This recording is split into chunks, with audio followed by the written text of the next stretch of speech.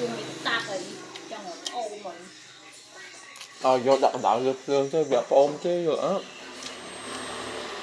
răng má không ngọt bao phải ôm á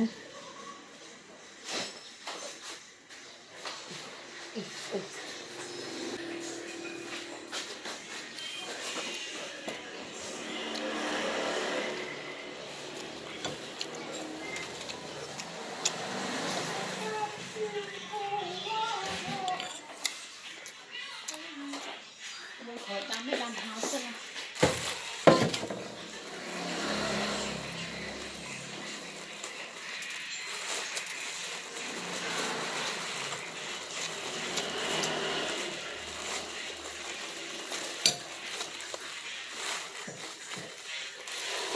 Châu nhiều cả cũng lấy để tích. Có khi ta chơi được nhiều. Úp cái đuôi này, chơi cái đuôi.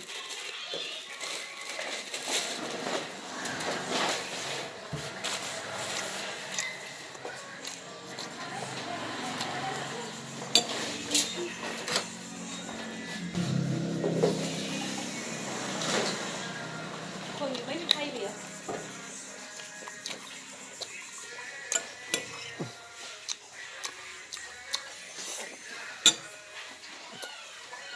mai trong ở cái cặp bon muối nữa Hay vậy trong tờ. gọi rồi tới Hay mai khẩm. cầm không chứ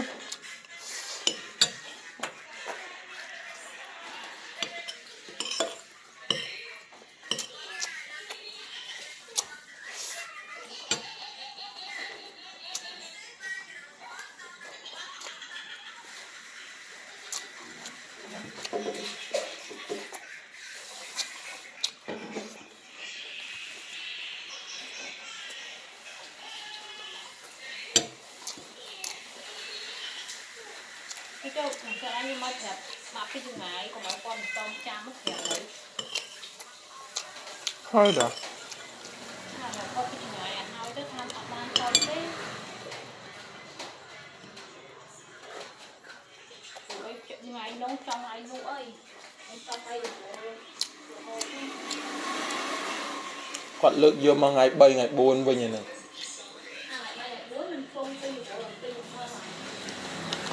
ừ.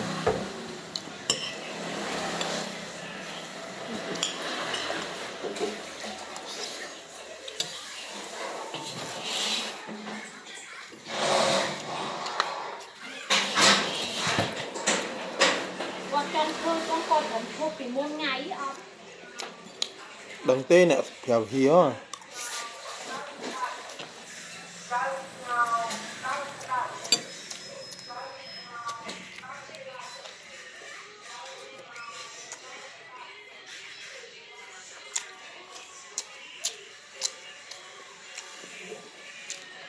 Có chừng tao tơi này. bắt đằng đá Nước ngáy á, chừng tao tơi này. có một con flop chi hả Con chi thì mất. Giờ anh chơi thế là lỗi lý đó nè. Cũng sớm ăn ngon cái đó. vì môn chi ngá lại chật vì môn chi pi ngáy á lại chi là một ngày đó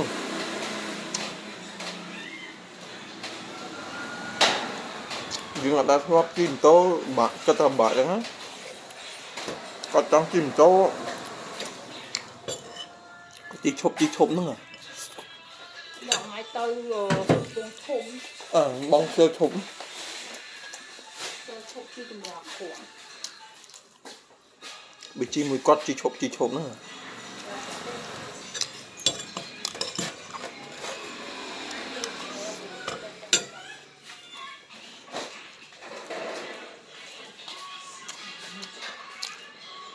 Tôi ngái ở trong khi mà tấu vậy đó. chim tố xuống à Từ ai đi hết. Nói trong khi mà tấu là tấu thôi chứ. Làm chắc sơ nó ngồi chi mà tấu. chi lăng chưa là trong chiều to miên vốn là khói cầm hai trong tóc mà khi phép to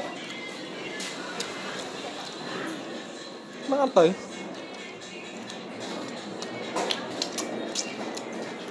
càng trong ta thì càng trong cho nhưng anh chỉ tập kho lên kho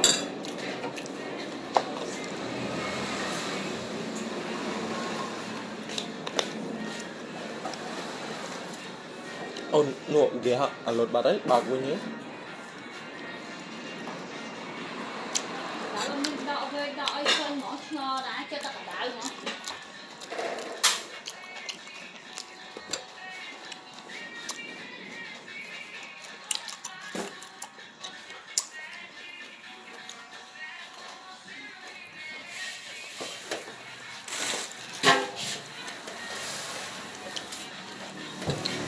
again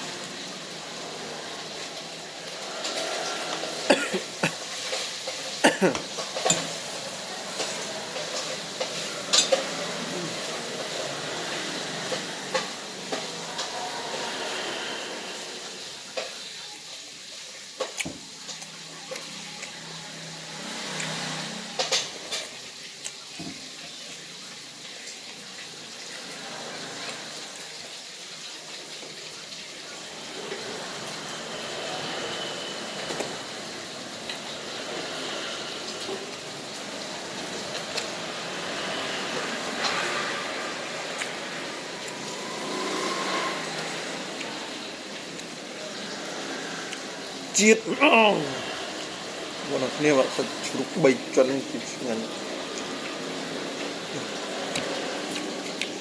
bài bông